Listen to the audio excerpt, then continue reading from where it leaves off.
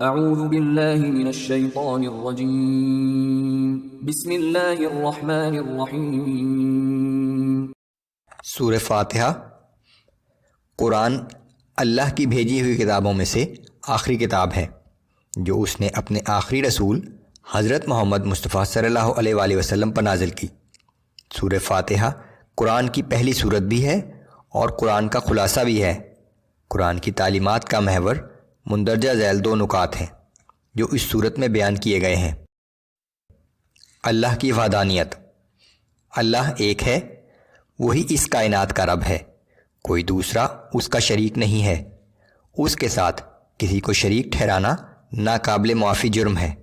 مزید یہ کہ وہ ہمہ وقت اپنی تمام مخلوقات پر انتہائی مہربان ہے۔ تمام انسانوں کو اسی کی بندگی اختیار کرنی چاہیے، اسی کی عبادت اور اسی کے احکام کی پابندی کرنی چاہیے۔ قیامت کا وقوع، قیامت برحق ہے۔ یہ وہ دن ہے جب تمام انسانوں کو دوبارہ زندہ کر کے اٹھایا جائے گا۔ اس دن ہر فیصلے کا اختیار صرف اللہ کو حاصل ہوگا۔ جو لوگ اللہ کی بندگی اختیار کریں گے، قیامت کے دن انہیں اللہ کے فضل سے ہمیشہ کے لیے باغات جنت میں داخل کر دیا جائے گا، جہاں وہ اپنی کبھی ختم نہ ہونے والی زندگی گزاریں گے۔ لیکن جو لوگ کفر کا راستہ اختیار کریں گے، ان کا ٹھکانہ جہنم ہوگا، جہاں انہیں ہمیشہ رہنا ہوگا۔ اعوذ باللہ من الشیطان الرجیم بسم اللہ الرحمن الرحیم الحمد للہ رب العالمین۔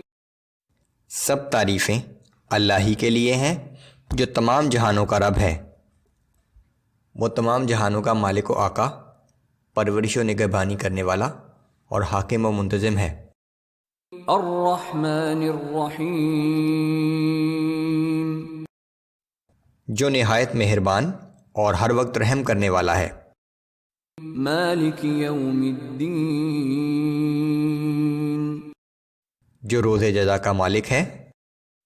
ایاک نعبد و ایاک نستعین، اے اللہ، ہم صرف تیری ہی عبادت کرتے ہیں اور صرف تجھی سے مدد مانگتے ہیں۔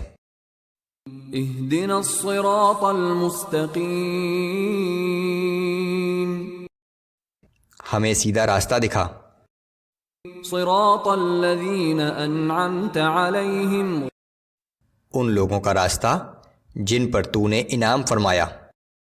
غیر المغضوب علیہم ولا الضالین، نہ کہ ان لوگوں کا راستہ جن پر تیرا غضب نازل ہوا اور نہ ہی ان لوگوں کا راستہ جو گمراہ ہو گئے۔